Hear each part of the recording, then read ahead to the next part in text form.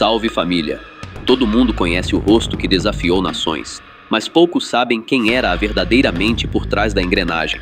Enquanto um buscava o poder e os holofotes, o outro construía em silêncio o império financeiro mais audacioso do século XX. Gustavo Gaviria não era apenas o primo de Pablo Escobar, ele era o cérebro financeiro de toda a organização. Hoje, vamos mergulhar na trajetória do homem que preferia o anonimato à glória e entender como sua queda foi um golpe duro para Escobar. Mas antes, deixe o like, se inscreva e considere se tornar membro para apoiar meu trabalho. Bora pro vídeo!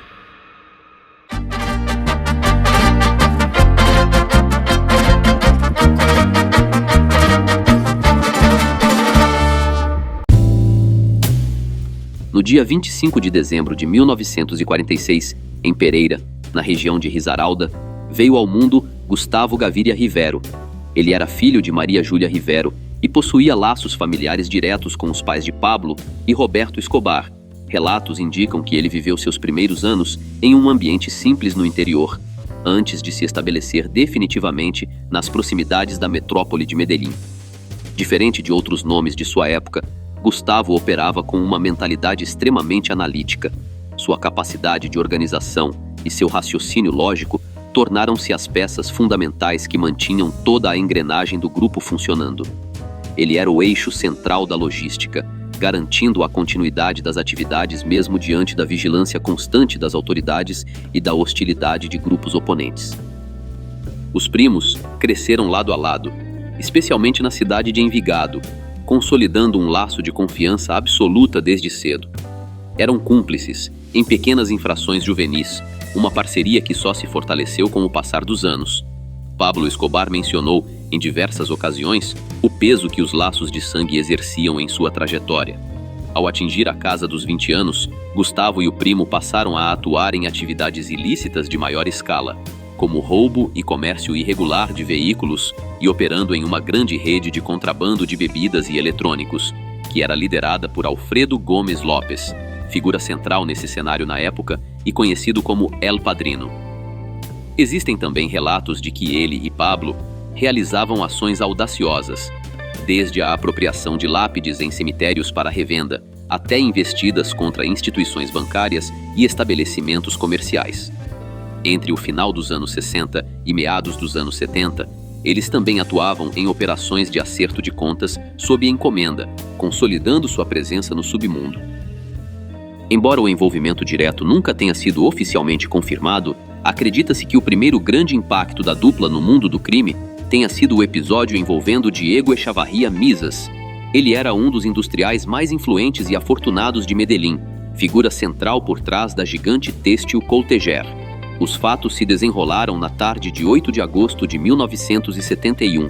Na luxuosa região de El Poblado, o senhor de 76 anos, conhecido por dedicar sua fortuna a obras sociais, escolas e bibliotecas, foi interceptado no momento em que chegava à sua residência, o famoso Castilo.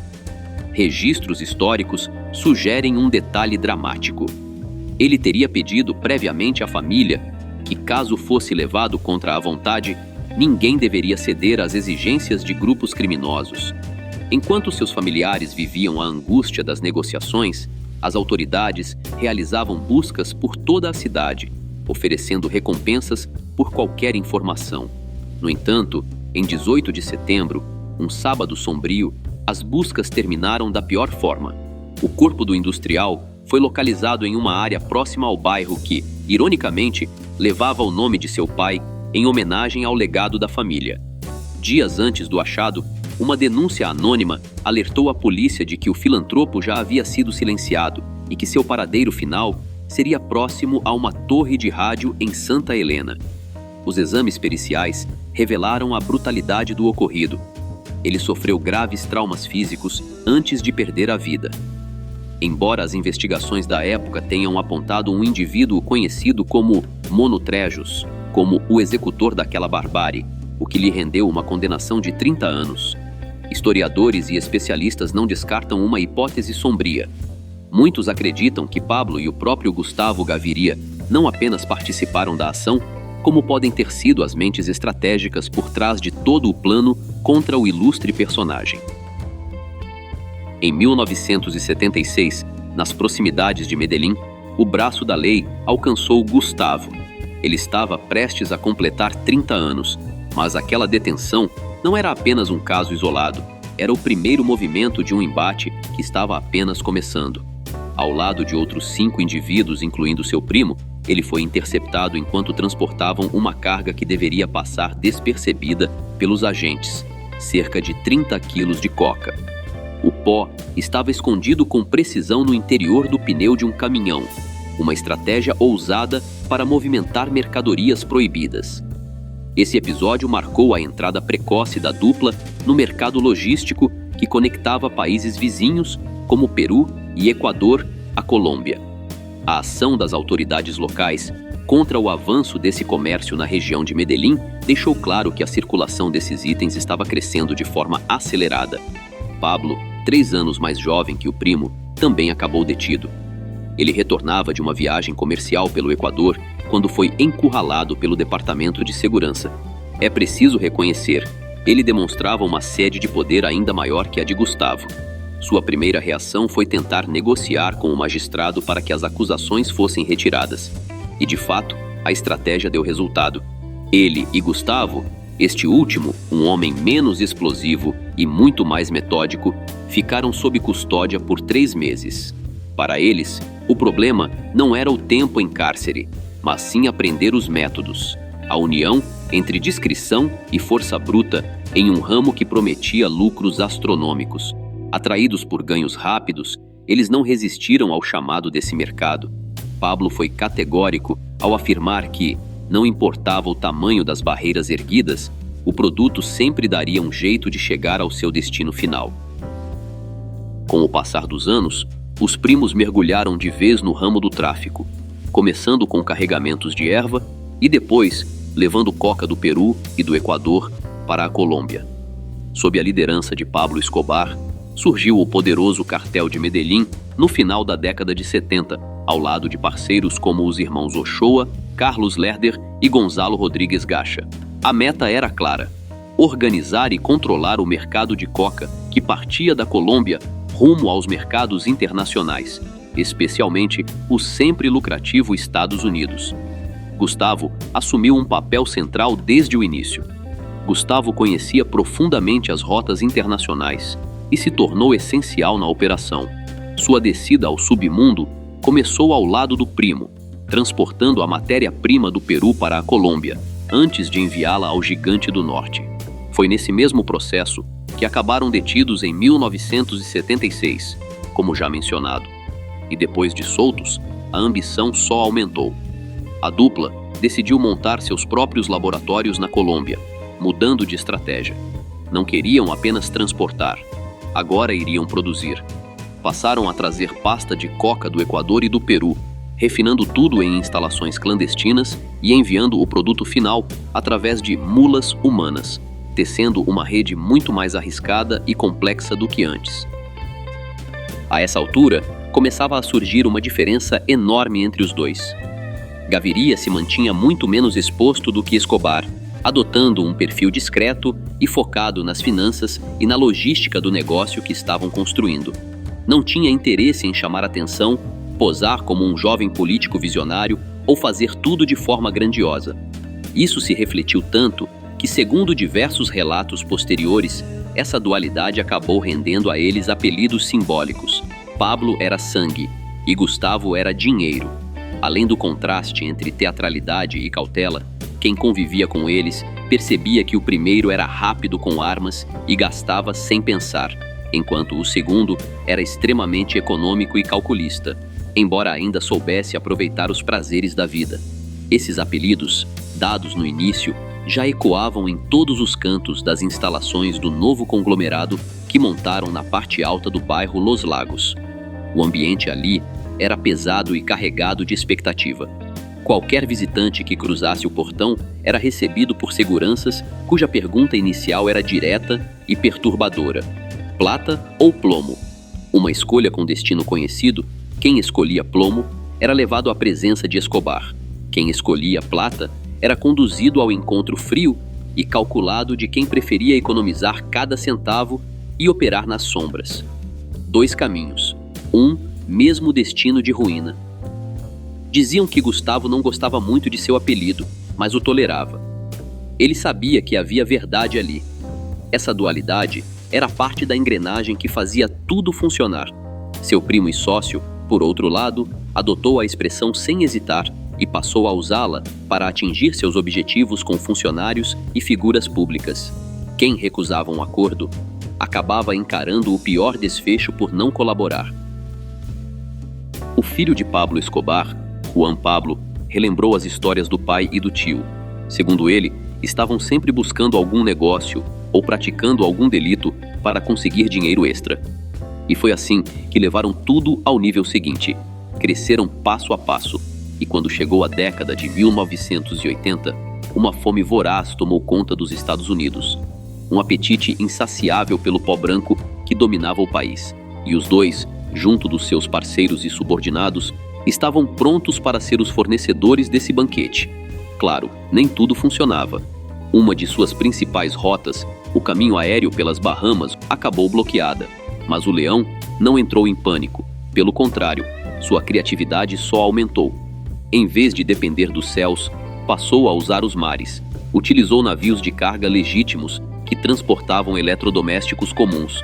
A coca seguia escondida dentro de geladeiras e televisores, um contrabando oculto à vista de todos. Relatos da época descrevem que a criatividade parecia ilimitada. A coca era misturada à polpa de fruta da Guatemala, escondida no cacau do Equador, dissolvida em vinho do Chile ou impregnada em peixe seco vindo do Peru. Eles misturavam o pó até em calças jeans. Quando as peças chegavam em solo estadunidense, químicos especializados extraíam o produto da fibra do tecido, como se estivessem transformando um pano comum em um elixir. O objetivo era sempre o mesmo: dinheiro, muito dinheiro. E nesse negócio, o fluxo era tão absurdo que deixava qualquer um atônito. Um único quilo, comprado por cerca de $3.000, podia ser vendido por até 70 mil nas ruas dos Estados Unidos. Uma margem tão obscena quanto o próprio mercado que alimentavam. O faturamento era tão astronômico que os pilotos, em suas missões finais, voavam apenas em direção ao norte, para em seguida abandonar as aeronaves no oceano e nadar até embarcações que já os aguardavam. Eles deixavam os aviões para trás sem hesitar, pois o lucro gerado por uma única remessa era mais do que suficiente para cobrir o custo de dezenas de frotas novas. Em meados da década, a organização chegava a movimentar cerca de $60 milhões por dia, uma torrente de recursos que exercia influência sobre tudo e todos ao seu redor. No seu auge, o grupo controlava 80% de toda a coca que abastecia os estadunidenses. Naturalmente, proteger esse fluxo era a prioridade absoluta, pois era dali que vinha todo o seu poder. Quem disse que eu trabalho para o meu primo? Eu trabalho para mim mesmo, afirmou Gustavo em certa ocasião. E havia verdade nessas palavras.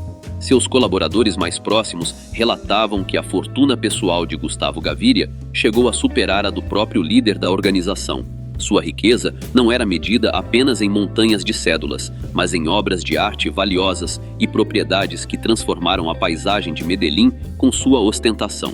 Entre essas posses estava a icônica Fazenda Nápoles, da qual ele detinha metade, um monumento a uma sociedade forjada pelo sangue e pela ambição sem limites. Mas seu estilo de vida ia além. Diamantes raros, veículos de luxo de última geração, além de aviões e helicópteros particulares que o permitiam cruzar os céus com a mesma facilidade com que comandava seus negócios em terra firme. Além disso, seu espírito também estava preso a prazeres mais simples. Um fio de fumaça saía constantemente de sua boca. Um vício em cigarro que envolvia seu rosto como um véu sombrio. E quando sentia que não havia autoridades à sua procura, sua alma inquieta o empurrava para viagens pela Europa, buscando em terras antigas um refúgio que sua consciência não permitia. Também era conhecido por ser um piloto habilidoso de carros velozes, conduzindo máquinas como o Renault 4 e desafiando o destino a cada curva. Seu gosto também se refinava era apreciador dedicado de vinhos finos. Enquanto isso, sua fortuna escondida em contas secretas, em lugares distantes como a Suíça, crescia como um tumor nas entranhas do sistema formal. Parecia feliz longe dos holofotes. E não era difícil entender o motivo. Mesmo sendo movido pela ganância, vivia cercado de excessos e caprichos que conseguia satisfazer sem esforço. Era coproprietário de um negócio que enchia seus bolsos diariamente. Mas uma fase complicada estava prestes a começar. Tanto descaro não ficaria invisível para sempre. Muitos acreditam que pessoas como eles buscam apenas dinheiro, mas alguns desejam poder. E Pablo Escobar queria justamente isso. E o destino, cruel e irônico, já estava em andamento. Escobar, que havia assegurado uma posição como membro da Câmara de Representantes da Colômbia, acabou expulso pelo então ministro da Justiça, Rodrigo Lara Bonilla, que o expôs publicamente como envolvido no submundo e detonou uma crise que mudaria tudo. Uma ousadia desse nível, ocorrida durante o governo de Belisário Bettancourt, veio à tona por meio de um discurso que ligava diretamente o dirigente político ao comércio de coca e ao já conhecido cartel de Medellín. As denúncias expuseram esquemas de corrupção e a influência criminosa sobre a política e até o esporte, forçando sua renúncia ao cargo, mesmo tendo sido eleito pelo povo. As ações do ministro avançaram ainda mais. O governo reativou acusações antigas contra o ex-representante e outros nomes do submundo. Em resposta, surgiram ataques com acusações falsas contra Rodrigo Lara Bonilla, numa tentativa clara de desviar o foco. Além disso, Pablo Escobar teve seu visto para os Estados Unidos cancelado, sinal de que a pressão estava aumentando de verdade. Determinado, o ministro intensificou apreensões de bens e passou a defender medidas mais duras, incluindo políticas de extradição contra esses grupos. Esse confronto direto acabou preparando o cenário para uma resposta implacável: a eliminação de Lara Bonilla em 1984, desencadeando uma guerra aberta contra o narcotráfico. A partir dali, o cerco se fechava cada vez mais, a vigilância aumentava e o peso das investigações recaía sobre todos que faziam parte daquele esquema. Essa pressão irritava profundamente Gustavo. Ele enxergava o negócio como uma operação estratégica, calculada, que precisava de controle e estabilidade, não de confrontos abertos e violentos com o Estado. Não concordava com os desafios temerários e exibidos do primo. Preferia um enfoque mais contido, quase empresarial. Para ele, a intimidação era uma ferramenta que devia ser usada com cautela, não como método principal para forçar resultados. Ainda assim, quando aconteciam situações como o assassinato de Lara Bonilla, restava apenas ficar quieto e aguentar. E do mesmo jeito que uma coisa precisa ser dita, a outra também precisa. Seu parente começou a conquistar o favor popular, construindo infraestrutura e moradias nos bairros mais pobres. O próprio Escobar justificava essa jogada assim: se metade do mundo quer me matar, contratamos a outra metade para me defender. Era algo público, chamativo, e para o governo se tornava até mais fácil de engolir. Enquanto isso, ele continuava sendo um capo procurado e, por associação, Gustavo carregava o mesmo peso.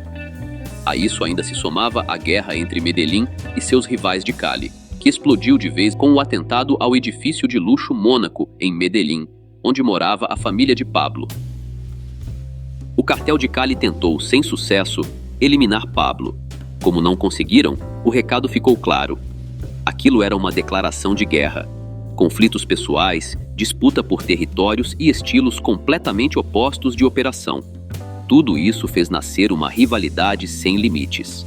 A partir daí, o país virou um verdadeiro tabuleiro de xadrez, onde cada movimento era marcado por violência. Execuções por encomenda, acertos de contas e confrontos passaram a dominar as cidades sob influência dos dois lados. A Colômbia inteira sentia o impacto, e como sempre, os inocentes pagavam o preço mais alto, presos no meio do caos ou usados como recado. Gustavo Gaviria, claro, não era um inocente nesse cenário, mas carregava um conflito interno. De um lado, precisava apoiar o primo após o atentado, e no fundo, também buscava vingança.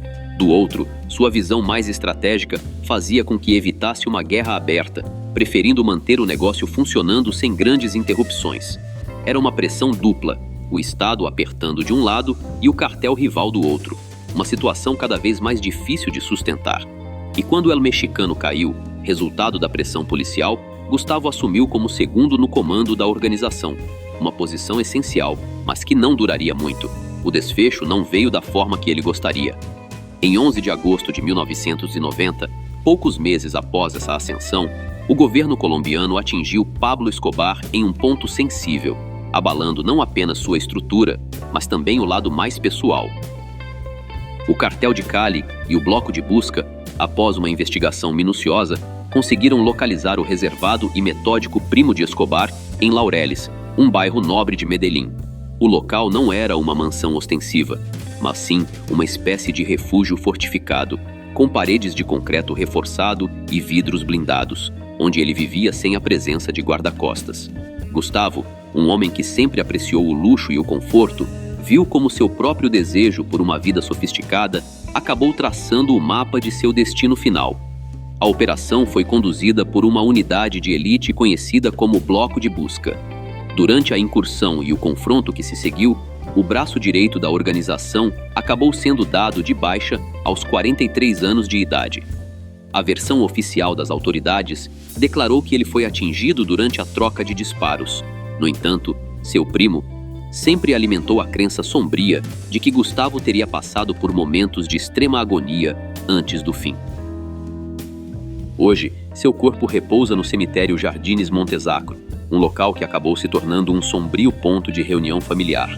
Lá, ele não está sozinho. Divide o descanso eterno com seu irmão José Luiz Gaviria. E a tragédia não para por aí. Na mesma sepultura também está seu filho, Gustavo Gustavito Gaviria Restrepo, eliminado no mesmo dia em que Pablo Escobar. A queda de Gustavo Gaviria não foi apenas a perda de um familiar para o chefe do grupo, foi o colapso da bússola que guiava toda a organização. Sem a sua cautela e visão estratégica, o caminho para o fim tornou-se inevitável. Mas, se Gustavo era a mente por trás do capital, houve um homem que se tornou o braço armado mais fiel e temido de toda essa estrutura. Um jovem que subiu na hierarquia até se tornar o general das operações de rua, Pinina. Como um simples rapaz se transformou na peça-chave militar do cartel e por que sua queda foi um golpe duro para a organização? Eu te conto todos os detalhes nesse vídeo que está aparecendo agora na sua tela. Deixe seu like e se inscreva. Até a próxima!